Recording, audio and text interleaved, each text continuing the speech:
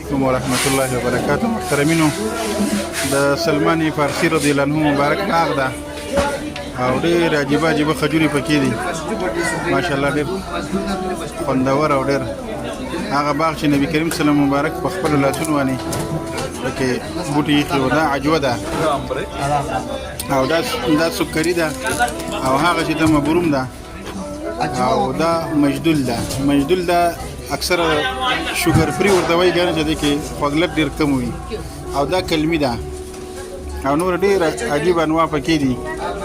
الله پاک دې ته ټول مرګرو نصیب او قسمت پکې وکړي دلته پر اخلو کې او ماشاءالله.